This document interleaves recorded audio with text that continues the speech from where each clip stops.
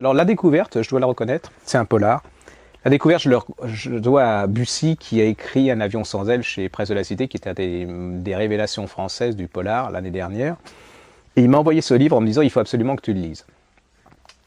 Et déjà la couverture, moi je trouvais ça sympa, ça s'appelle Backup. C'est chez un éditeur belge, ça s'appelle La Manufacture des livres, de livres. Et Paul Collis, je ne connaissais pas, hein, franchement. L'histoire, c'est l'histoire d'un groupe de rock, les enfants, je suis fatigué. C'est l'histoire d'un groupe rock qui commence à avoir du succès. C'est quand même bizarre, au bout d'un moment, ils se suicident tous. Et la famille, quand même, est un peu, ils sont un peu shootés, hein, ils sont tous drogués au 40e degré. Et la famille décide de faire une enquête. Et il s'avère que ces suicides ne sont pas tant des suicides que ça, et qu'il se passe des choses bizarres. Mais en même temps, on rencontre, il y a un type, apparemment SDF, qui est renversé par une voiture, et alors il va être victime de ce qu'on appelle le syndrome Lookid syndrome, enfin je sais pas, vous savez, c'est les gens qui sont complètement vivants dans leur tête, mais qui ne peuvent plus parler, plus bouger. Et là, ce type va vous raconter sa vie.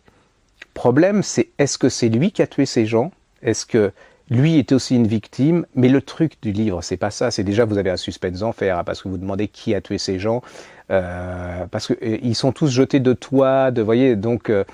Mais qui a tué ces rockers? Mais c'est pas ça le truc. Le truc, c'est que ce type qui est dans son lit d'hôpital va vous raconter sa vie, et lui, sa vie, c'est le rock.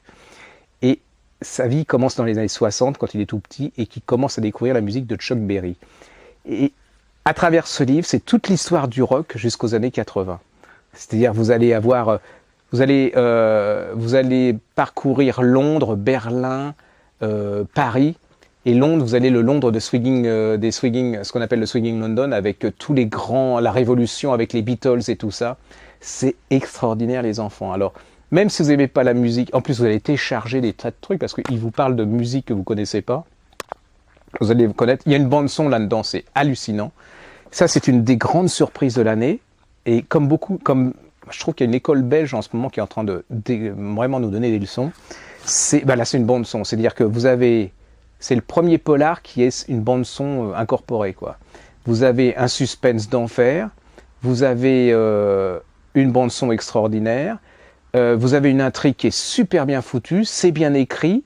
Et vous ressortez de là-dedans, et vous avez appris plein de choses au niveau de la musique, et puis vous en avez plein les oreilles parce que vous êtes précipité sur iTunes pour enregistrer ou télécharger. Parce que moi je paye, hein, je suis peut-être crétin, mais je paye.